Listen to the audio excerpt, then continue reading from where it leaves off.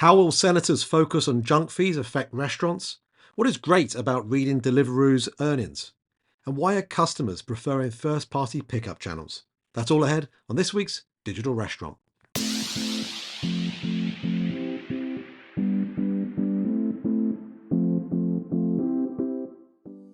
The Digital Restaurant works like this. We're going to ask each other 5 questions about headlines that affect the worlds of restaurants, off-premise, and technology, but in some way tie back to our book series, Delivering the Digital Restaurant. Are you ready? Let's go.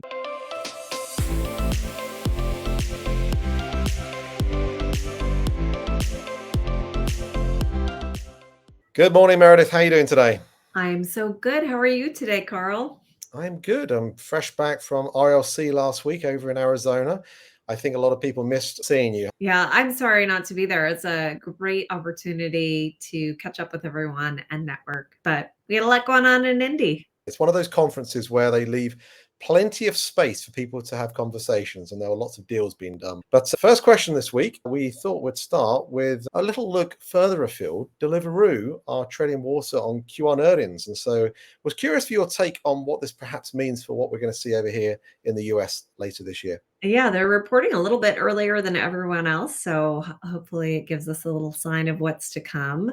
Of course, different consumer in a different market might be behaving differently, so maybe it means nothing. But here's what I loved most about the Deliveroo earnings report. It's just so much clearer and easier to understand than the ones that we get here in the US. And I don't know if that's by law, Carl, in the UK, or if you guys are much more forthright and transparent in personality. What do you think? I think it's to do with our effective communication skills, our maturity as a nation, and it's okay. Keep working on it, America, and you'll get there eventually. I hope so. What I thought was particularly interesting, they said good Q1 performance with a return to growth in orders. So Deliveroo has seen negative growth in orders last year. And this year in Q1, it said orders returned to growth with a 2% increase year over year, while GTV per order was up 4% for total growth of 6% in what they call gross transaction value. That's just so much easier to understand than everything that we've been seeing over here from Uber and DoorDash. Are their orders up, flat, down? We don't know. It's hard to say. And then, you know how I've been speculating that the only reason that orders are even flat to slow growth here in the US is because DoorDash and Uber have been doing so much promotional activity with the consumer to try to encourage them to keep ordering. Well, guess what Deliveroo says in their report? They say revenue take rate stable sequentially with continued investments into consumer value proposition. They just spell it right out. They just say, hey, we're not doing as well on take rate because we're investing in the consumer value proposition, which is discounts and promotions. It's just so much easier to understand. And I would guess that all of those same things that we see Deliveroo forthrightly telling us in their earnings report are the same things that are going on here in the US. We just can't see it for all the complexity inside of the DoorDash and Uber earnings reports. Why do you think that is? Do you think it's because of the market it serves, or is there just a different reason for why the US marketplaces would be positioning it differently? Deliveroo doesn't have quite as many markets and products. And so it's a little bit easier to see what's going on. They just much more cleanly report it out. I mean, they do have the UK and Ireland as one reporting group, and then they have other international markets as the other reporting group. So it's not without complexity at all, but they break those two things out separately. And so you're able to see the orders are completely flat in the UK and Ireland, whereas they're up 4% internationally, right? You're able to see that very, very cleanly. They do not talk about different lines of business. So, you know, what I have long called for, and which I would really appreciate, is what I will call same store sales order growth, right? So, did you bring more merchants on and that's why your orders are up? Or for the merchants that are on there, are they ordering more? It'd be really helpful to know. Curious minds, they're asking. The other thing that they break out very cleanly is their average monthly active consumers. And that had been in 2023 down. It is now flat as well. So you can see why they would be investing in that consumer value proposition.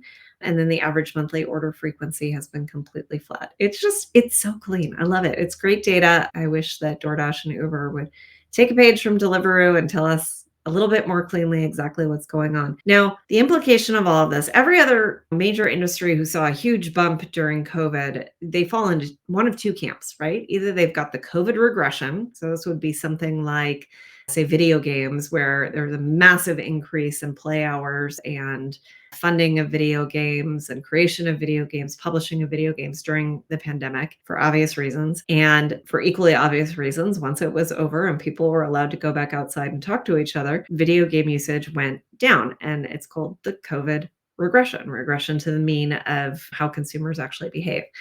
And the other camp is a dramatic acceleration in adoption of something that sort of stuck with us. And in delivery, you and I have long argued, Carl, that the pandemic was an accelerant to delivery and to digital adoption in the restaurant industry. And I think that's true. And therefore, you haven't seen a big regression to mean in terms of the consumer going back to old behavior and stopping their usage of delivery. But that growth really has dramatically slowed down once that adoption was pushed. And I think it would actually be negative if it were not for all the promotional activity that the platforms are engaging in. But we may never know. I'm stood here thinking about a text you sent to me in preparation for our podcast here. And you used the term COVID revenge.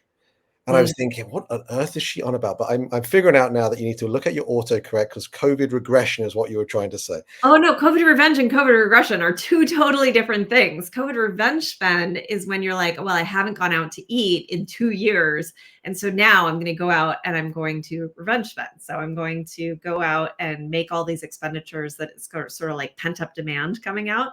They are, in fact, two separate things. But we've got two hashtags, COVID regression, COVID revenge. Fair enough. Well, you heard it here first, folks.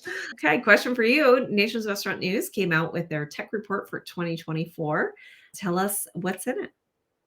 Lots in it, as ever, and the best way is always to bring up some of the information. Christy, thank you for sending this over to me last week. Really appreciate it. I'm going to start at the back, if I may, Meredith, because I think this is the best way to explain a survey. First of all, look at the distribution of who they surveyed here. It's just under, I think, about 600 or so people.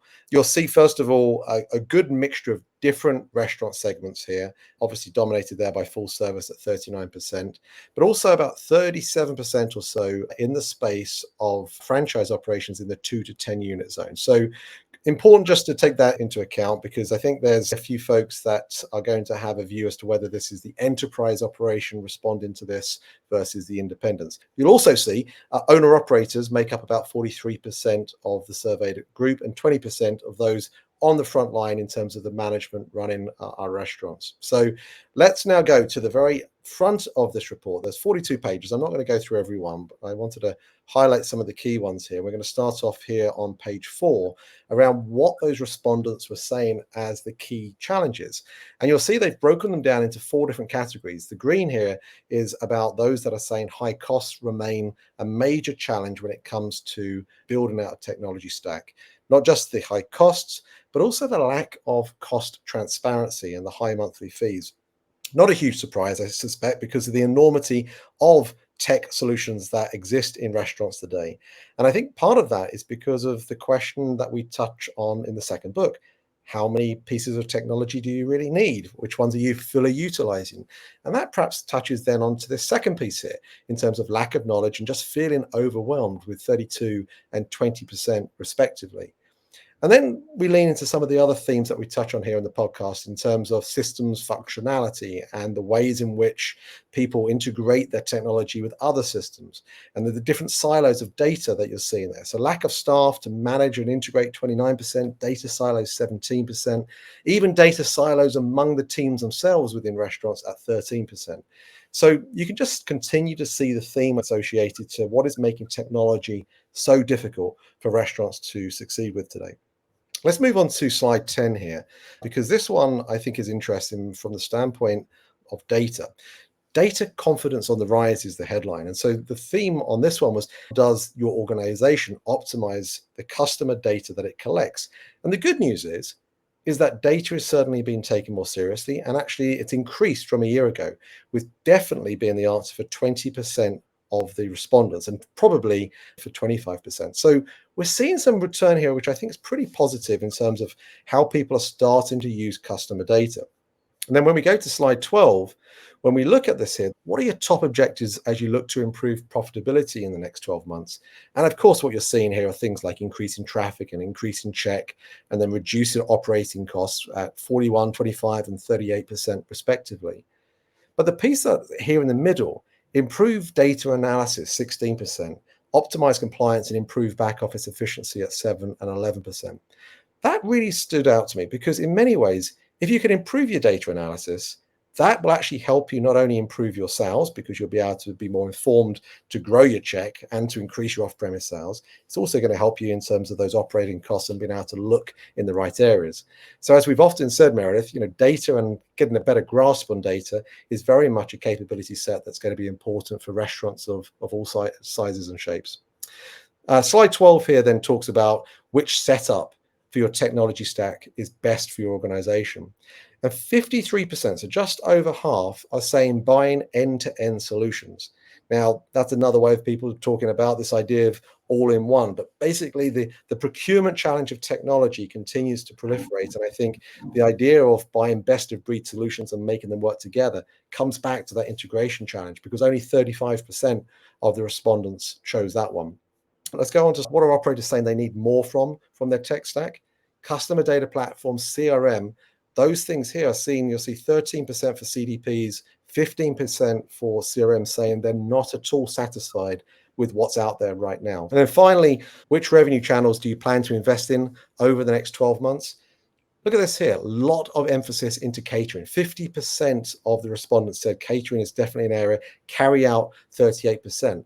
But only 29% are looking at third-party delivery and only 15% in self-operated delivery. So there's certainly a level of attention here going into off-premise, but it looks like it's going to be very much more in the catering space, at least for the 517 that responded to that question.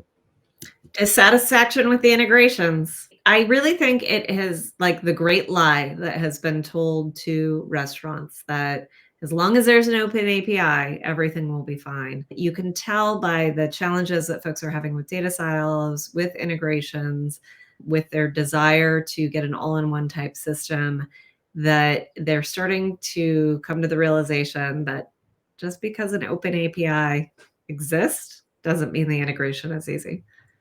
Absolutely. And again, to what we talk about all the time, it's that just connects one system to another. And when you've got a multiple amount of systems talking to each other, in many ways, it just creates more complexity. So much complexity.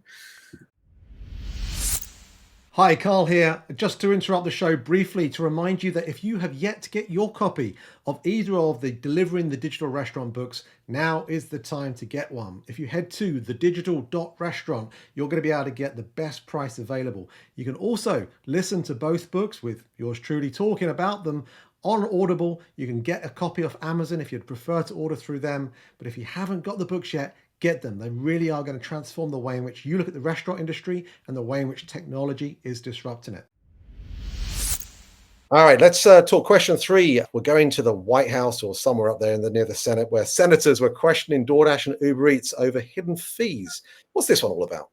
So we had 3 senators writing letters to the marketplaces to ask them about some of their hidden fees. Of course, Joe Biden's been on about junk fees and Americans being fed up with it. It is certainly true that it is so much easier to charge, I'm going to go ahead and call them almost imaginary fees, just completely made up fees on top of digital expenditures. What people really hate about it is as they're making a choice, I'm going to buy this item or that item, I'm going to use this platform to shop versus that platform to shop. They're making that choice based on the price of the item, but they aren't finding out about the fees until they've gone to all the effort of saying, oh, I want this, I want it this way, I want it modified, I'm putting it in my cart. They're going all the way through maybe multiple items, and that's the point at which they're finding out about the fees.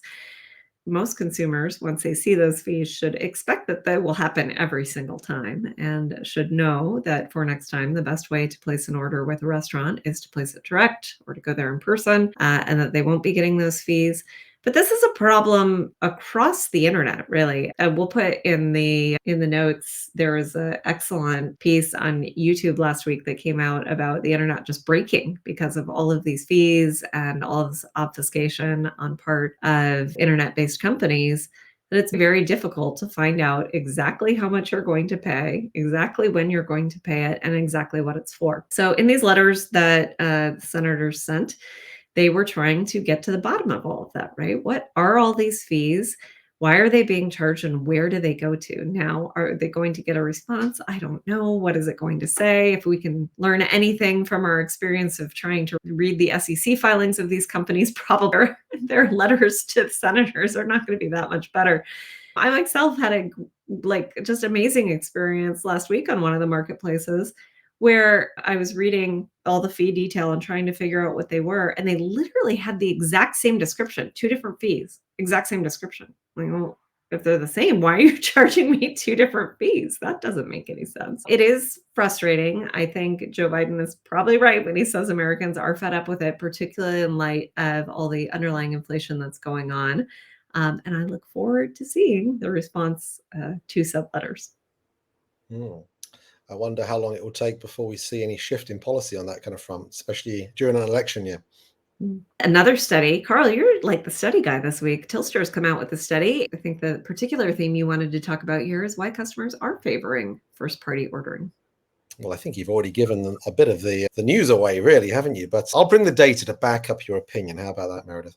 We talked about Telstra some time ago, actually, because I think we used their report to talk about kiosks. And that's where we're going to start today, because this is their latest breakdown. 40% of the 1,000 or so customers that they've spoken to over the course of February of this year have used a kiosk.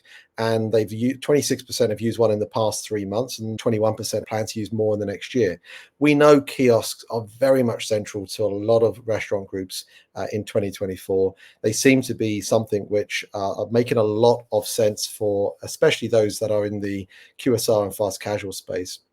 And they're saying 57% of kiosk users wish restaurants had more of them available.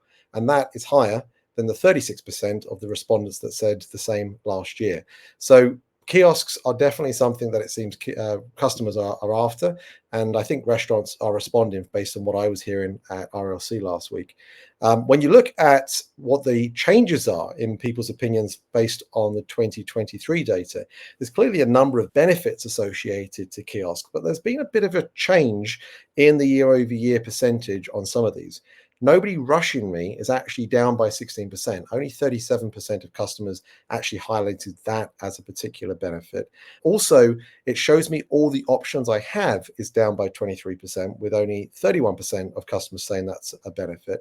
But obviously things like customization still very high, convenience still very high, and also the fact you can explore more of the menu being the most notable one there, with 40% of customers saying that is what they like most about it. And that's actually up 10% on last year.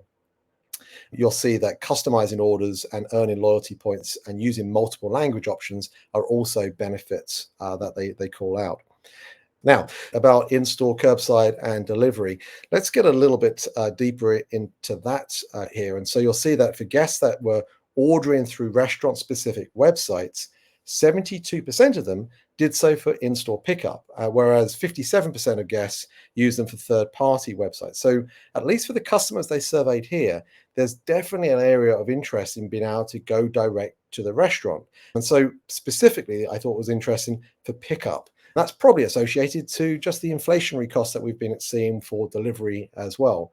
In fact, 17% of those surveyed expect to use third-party marketplace apps less in the next year, and 10% expect to use restaurant-specific websites to pick up less in the next year.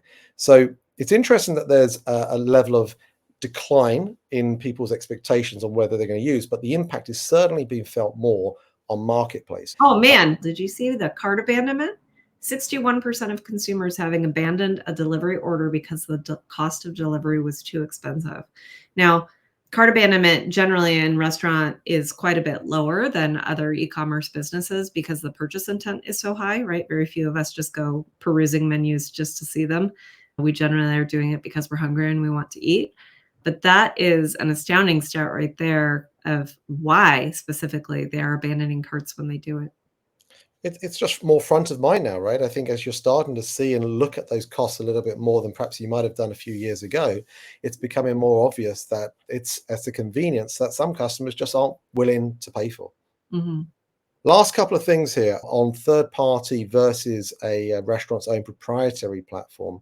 You'll see for pickup preference, 65% of customers prefer the restaurant specific website, whereas for delivery, they prefer 52% of the time to go direct to the restaurant. And that's interesting when you compare it to third parties, because these customers at least said that for pickup, 65% preferred the restaurant's own website to 24% on the third party websites, whereas for delivery, 52 over 36. So a real momentum shift here, especially when you understand these specific reasons on this next slide here, because 44% of them say it's less expensive. 44% of them say they can earn loyalty rewards and benefits when going direct. So those are certainly reasons which I think resonate for all of us that do indeed order direct. But of course, the marketplaces still retain their benefit of being convenient. Those people that chose third-party marketplaces said they do so because it's convenient. And 37% say they've been habitualized. They're just used to going through that side. So I do want to clarify here that we are not sponsored by Telstra. Because Although we're happy to be. We're very happy to be. a lot of positive news about kiosks, and they do, of course, sell kiosks. But there are a lot of great folks out there who offer kiosks. Telstra is but one of them. I think we called last year the year of the kiosk, but it seems to continue. There's a lot of kiosk adoption still happening. When you see the success of those folks that are very much building kiosks into their future, it's understandable because customers are saying they want it, they spend more on them, and it's helping just that digital experience extend onto on-premise too. Okay, let's go to the next and final question. Full service restaurants. It's tough, Meredith. Tell us about the complexities of to-go for full service. It is tough out there. This was a whole article in FSR magazine talking specifically to full service restaurants about delivery and whether or not they were using it, how it was going. And the takeaway of it was just really complex. This whole to-go delivery world, going beyond the four walls, was very, very difficult, in particular for full service restaurants. In the article, they interviewed maybe 5 or 6 different restaurants, all of them talking about the various challenges with it. And I think we see this most especially because this is an on-prem channel, right? Full service is known for specifically a dine-in experience, an on-prem channel. And when they start to try to do off-prem thing in the form of takeout, curbside, delivery, it's just a very different consumer behavioral pattern and operational flow that makes it hard to weave those two things together. Now, of course, I think that what Cunningham Restaurant Group has done, since they're operating on our software, by completely pulling that apart and not offering delivery in their actual dine-in restaurants, but putting all of the restaurants together in one delivery kitchen and serving it that way, is a really interesting response to how hard it is to combine these very different operational patterns. So I'm curious if we're going to see more of that, of course. And I think all of these folks that were interviewed in this article are absolutely right.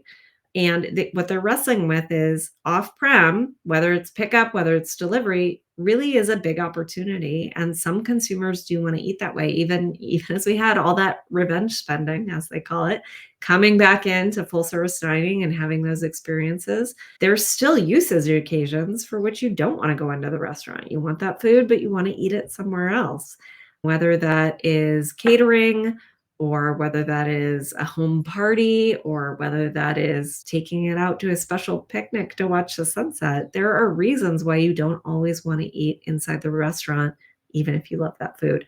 And of course, I couldn't help but notice that North Italia was one of the restaurant brands that they interviewed. And Carl, you have done a review on what it's like to get takeout and delivery from North Italia. And so I thought it was very funny that they opened with that concept, talking about how they didn't really even have these things prior to COVID. In COVID, they learned, in fact, it was an opportunity and consumers wanted it, but they're still trying to figure out exactly how to do it well, which echoes pretty well with what you found, huh? Yeah, that video is about 3 years old now, and I love North Italia. It's somewhere I love to eat all the time, but I have been put off a little bit from the to-go experience for that reason. So maybe it's time I give them another try, Meredith, and to see whether those improvements have at least come through to the local one near me.